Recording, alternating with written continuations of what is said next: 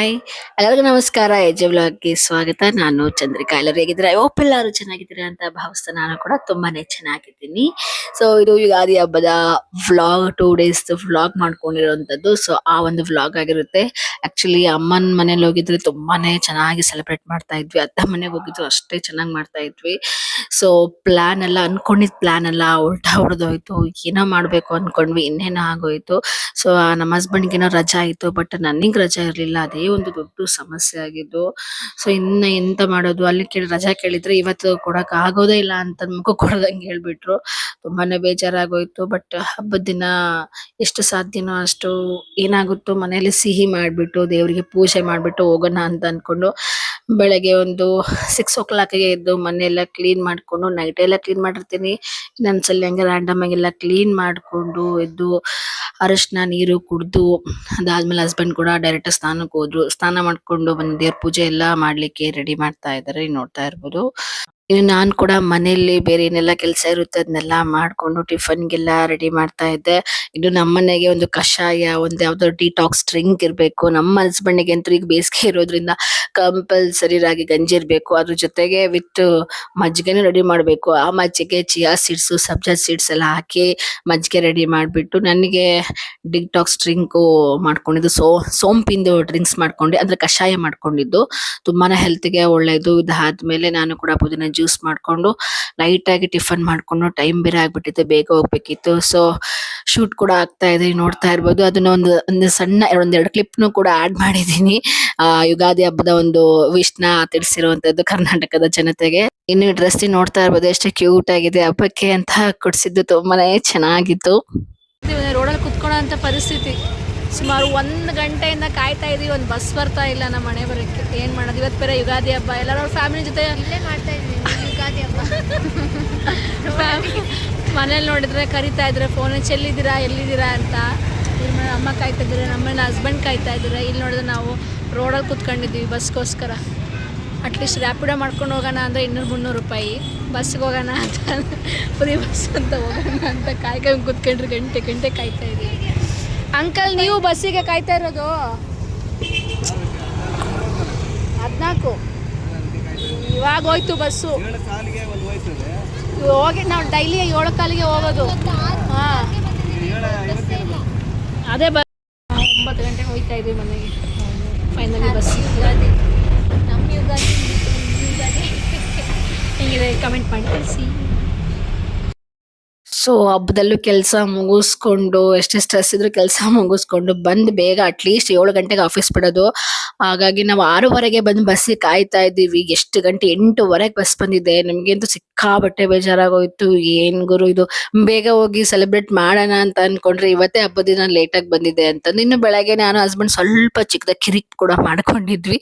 So ಹಾಗಾಗಿ ಅಷ್ಟಾಗಿ ನನಗೆ ಖುಷಿನೇ ಇರ್ಲಿಲ್ಲ ಸೆಲೆಬ್ರೇಟ್ ಮಾಡ್ಬೇಕು ಅಂತ. ಇನ್ನು ಮನೆಗೆ ಬಂದಾಗ ಹಂಗೆ ಸೈಲೆಂಟ್ ಆಗಿ ಇದ್ದೆ, ಏನು ಜಾಸ್ತಿ ಏನು ಮಾತಾಡ್ತಿರ್ಲಿಲ್ಲ. ಬಟ್ ನಮ್ಮ ಹಸ್ಬೆಂಡ್ ಎಂತ ಸರ್ಪ್ರೈಸ್ ಕೊಟ್ರು ಅಂದ್ರೆ ಯಪ್ಪ, ನೆನ್ಸ್ಕೋಬೇಕು. ಲೈಫಲ್ಲಿ ಇದೆ ಫಸ್ಟ್ ಟೈಮ್ 2 ವರ್ಷ ಆದ್ಮೇಲೆ ಇಂತ ಒಳ್ಳೆ ಸರ್ಪ್ರೈಸ್ ಕೊಟ್ಟಿದ್ದಾರೆ. ಸೀರೆ, ಬಳೆ, ಅರಿಶಿನ, ಕುಂಕುಮ, ಹೂವ. ಯಪ್ಪ, ಎಷ್ಟು ಖುಷಿ ಆಗ್ತಿತ್ತು ಅಂದ್ರೆ, ಮದ್ವೆ ಆದ ಹೆಣ್ಮಕ್ಳಿಗೆ ಒಂಥರ ಇದೆ ಅಲ್ವಾ, ಒಂಥರ ಸೌಭಾಗ್ಯ.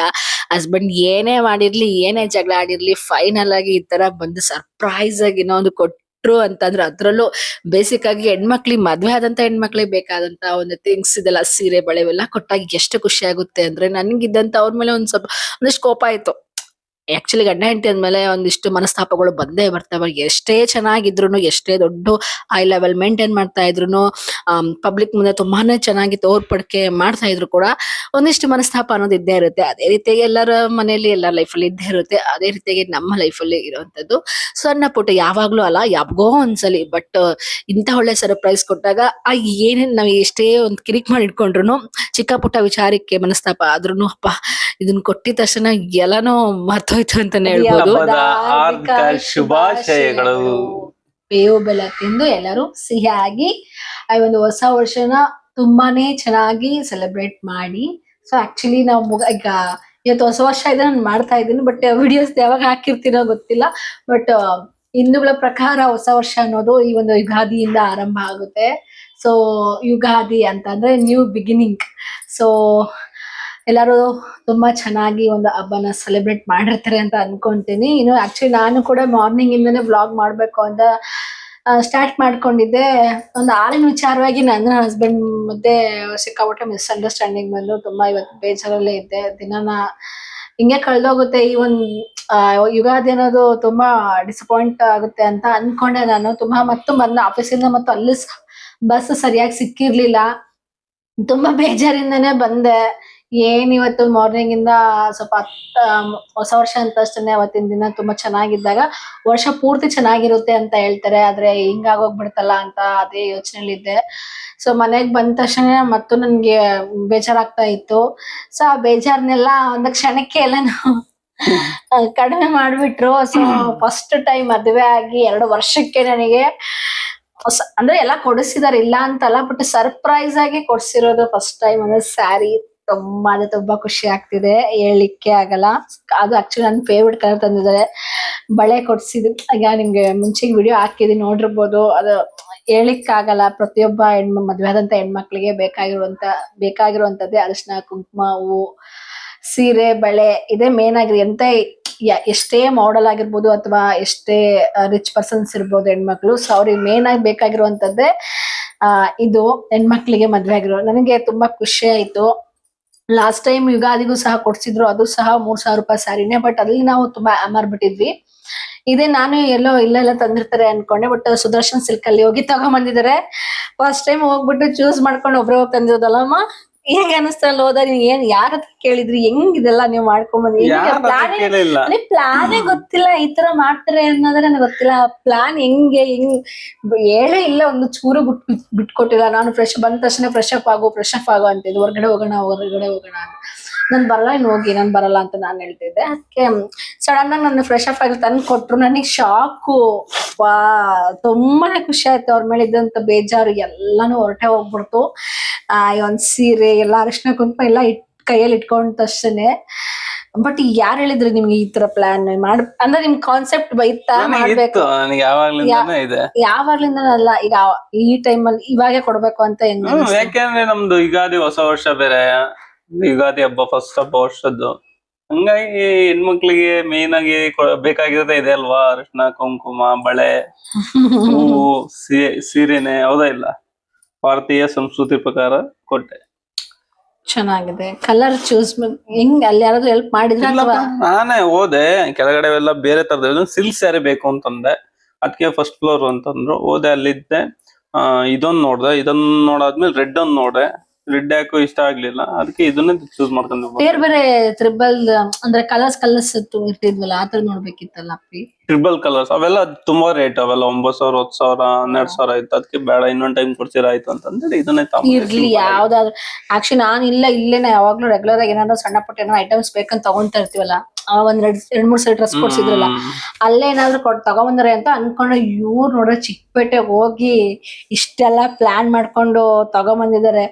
ನಾನೇ ನನ್ ಸ್ಯಾಲ್ರಿ ಅವ್ರಿಗೆ ಏನು ಕೊಡ್ಸಿಲ್ಲ. ಇದು ಡ್ರೆಸ್ ಪಾಪ ಅವರೇ ಕೊಡ್ಸಿರೋದು. ನನ್ ಸ್ಯಾಲ್ರಿ ನನಗೆ ಸಾಕಾಗ್ತಿಲ್ಲ, ಇನ್ನೆಲ್ಲ ಕೊಡ್ಸಕ್ಕಾಗತ್ತೆ. ಬಟ್ ನೆಕ್ಸ್ಟ್ ಟೈಮ್ ಕೊಡಿಸ್ತೀನಮ್ಮ. ಆಕ್ಚುಲಿ ನೆಕ್ಸ್ಟ್ ಮಂತ್ ಆನಿವರ್ಸರಿ ಇದೆ. ಆಕ್ಚುಲಿ ನಿನ್ನೆ ನಂಗೆ ತಗೋ ಅಂತ ಹೇಳ್ದೆ ತಾನೆ ಅಲ್ಲಿ, ಬಟ್ ಯಾಕೋ ಚೆನ್ನಾಗಿರ್ಲಿಲ್ಲ. ಬಟ್ ಸ್ಯಾರಿ ಮಾತ್ರ ತುಂಬಾನೇ ಚೆನ್ನಾಗಿದೆ. ತುಂಬಾ ಲಾಸ್ಟ್ ಇಯರ್ ತಗೊಂಡಿದ್ದೆ, ಮತ್ತೆ ಇವಾಗೆ ತಗೊಂಡಿರೋದು. ಮತ್ ಸೀರೆ ಮಿಡಲ್ ಯಾವ್ದು ಸೀರೆ ತಗೊಂಡಿಲ್ಲ ನಾನು. ತುಂಬಾ ಚೆನ್ನಾಗಿದೆ. I love it. ಇನ್ನು ಸಿಕ್ಕಾಪಟ್ಟೆ ಖುಷಿ ಆಯ್ತು. ಖುಷಿ ಜೊತೆಗೆ ಹಾಗೆ ಖುಷಿಯಾಗಿದ್ರೆ ಹೊಟ್ಟೆ ತುಂಬೇಕಲ್ವಾ ಅಲ್ವಾ? ಸೊ ಹಾಗಾಗಿ ಯುಗಾದಿ ಹಬ್ಬ ಅಂತಷ್ಟೇ ಬೇವು ಬೆಲ್ಲ ಆಗಿರ್ಬೋದು, ಮಾವಿನಕಾಯಿ ಚಿತ್ರಾನ್ನ ತುಂಬಾನೇ ಫೇಮಸ್. ಅದ್ರಲ್ಲಿ ಯುಗಾದಿ ಹಬ್ಬದ ಸಂದರ್ಭದಲ್ಲಿ ಮಾಡುವಂತದ್ದು. ಸೊ ನಾನು ಕೂಡ ಹಂಗೆ ನನಗೆ ಗೊತ್ತಿರೋ ಪ್ರಕಾರ ಒಂದು ಮಾವಿನಕಾಯಿ ಚಿತ್ರಾನ್ನ ಮಾಡ್ತಾ ಇದ್ದೀನಿ. ಬೆಳಗ್ಗೆ ಏನು ಮಾಡೋಗಿರ್ಲಿಲ್ಲ, ಅಷ್ಟೇ ಸಿಂಪಲ್ ಆಗಿ ಜ್ಯೂಸ್, ಡಿಟಾಕ್ಸ್ ಡ್ರಿಂಕ್, ಸ್ವಲ್ಪ ಕಷಾಯ ಮಾಡೋಗಿದ್ದೆ. ಸೊ ಅದಾದ್ಮೇಲೆ ಎಳ್ನೀರು ಕುಡ್ಕೊಂಡು ಹೋಗಿರೋಂಥದ್ದು. ಅವ್ರಿಗೆ ಲೈಟ್ ಆಗಿ ಏನಾದ್ರು ರೈಸ್ ಸಾಂಬಾರ್ ಇತ್ತು, ಅದು ತಿನ್ಕೊಂಡ್ರು. ಬಟ್ ನಾನು ಕೂಡ ಈಗ ಮಾವಿನಕಾಯಿ ಚಿತ್ರಾನ್ನ ಮಾಡ್ಲಿಕ್ಕೆ ಎಣ್ಣೆ ತುಪ್ಪ ಹಾಕ್ಬಿಟ್ಟು ಸಾಸಿವೆ, ಜೀರಿಗೆ, ಕಡ್ಲೆಬೇಳೆ, ಮತ್ತೆ ಹೆಸರು ಬೇಳೆ ಎಲ್ಲ ಹಾಕ್ಬಿಟ್ಟು ಫ್ರೈ ಆದ್ಮೇಲೆ ಒಂದಿಷ್ಟು ಫಸ್ಟು ಶೇಂಗಾ ಹುರ್ಕೊಂಡಿದ್ದು ಅದಾದ್ಮೇಲೆ ಇದನ್ನೆಲ್ಲ ಹಾಕ್ಬಿಟ್ಟು ಆಮೇಲೆ ಹಸಿಮೆಣಸಿನಕಾಯಿ, ಒಣಮೆಣಸಿನಕಾಯಿ, ಕರಿಬೇವು ಎಲ್ಲ ಹಾಕ್ಬಿಟ್ಟು ಆಮೇಲೆ ಮಾವಿನಕಾಯಿ ತುರ್ದಿಟ್ಟಿದ್ವಲ್ಲ ಆ ತುರ್ದಿಟ್ಟು ಮಾವಿನಕಾಯಿ ಹಾಕಿ ಒಂದಿಷ್ಟು ಇಂಗು ಹಾಕಿ, ಕೊಬ್ಬರಿ ಹಾಕಿ, ಅರಿಶಿನ, ಉಪ್ಪು ಹಾಕಿ ಫ್ರೈ ಮಾಡಿದ್ರೆ ಅದಕ್ಕೆ ರೈಸ್ ಕೂಡ ಮಿಕ್ಸ್ ಮಾಡ್ಕೊಂಡು ತಿಂತಾ ಇದ್ರೆ ಎಂತ ಒಳ್ಳೆ ಟೇಸ್ಟ್ ಗೊತ್ತಾ ಅಂತ ಸ್ವರ್ಗ ಸ್ವರ್ಗ ಅಂತಾನೆ ಹೇಳ್ಬೋದು.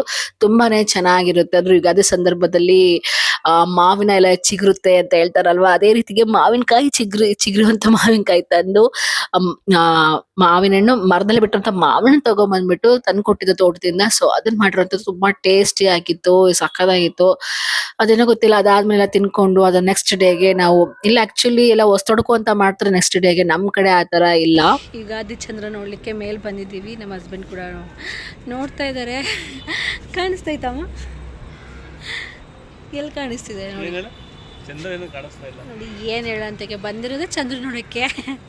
ಸೊ ಈ ದೇವಸ್ಥಾನಕ್ಕೆ ಹೋಗ್ಬೇಕು. ದೇವಸ್ಥಾನಕ್ಕೆ ಹೋಗೋಕ್ಕಿಂತ ಮುಂಚೆ ಫಸ್ಟ್ ಚಂದ್ರ ನೋಡೋಗೋಣ ಅಂತ ಅಂದ ಮೇಲ್ಗಡೆ ಬಂದ್ವಿ. ಇಲ್ಲಿ ಯಾರು ನೋಡ್ತಾ ಇಲ್ಲ ಚಂದ್ರನ, ನಾವೇ ಅನ್ಸುತ್ತೆ ಅಲ್ವಾ?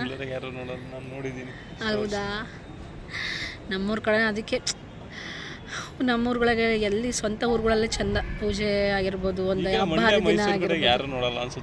ಹೌದು, ಆ್ಯಕ್ಚುಲಿ ನಮ್ಮೂರಲ್ಲಿ ಇವತ್ತೇ ಹಬ್ಬಿ ದಾವಣಗೆರೆಯಲ್ಲೆಲ್ಲ ದೊಡ್ಡಮ್ಮರ ಮನೆ ಇದ್ನಲ್ಲ ನಾನು. ಸೊ ಅಲ್ಲಿ ಅಷ್ಟೇ ಫಸ್ಟು ನಿನ್ನೆ ಎಣ್ಣೆ ಸ್ನಾನ ಮಾಡಿಕೊಂಡು ಅದಾದಮೇಲೆ ಬೇವು ಬೆಲ್ಲ ತಿನ್ಕೊಂಡು ಇದನ್ನು ಮಾಡ್ತೀವಿ. ಇವತ್ತು ಹೋಳಿಗೆ, ಇಲ್ಲೆಲ್ಲ ನಿನ್ನೆನೇ ಹೋಳಿಗೆ ಎಲ್ಲ ಮಾಡಿಬಿಟ್ಟು ಇವತ್ತೆಲ್ಲ ನಾನ್ ವೆಜ್ ಹೊಸ್ತೊಡಕು. ನಾನು ಆ ಪದ ಕೇಳಿದ್ದೆ ಇಲ್ಲಿ ಬಂದಾಗ, ಕೇಳಿರೋದೇ ಇಲ್ಲಿ. ಎಂತ ಮಾಡೋದು ನೋಡಿ, ಕಾಣಿಸ್ತಾನೆ ಇಲ್ಲ, ಎಷ್ಟೊತ್ತಾಯ್ತು ಬಂದು.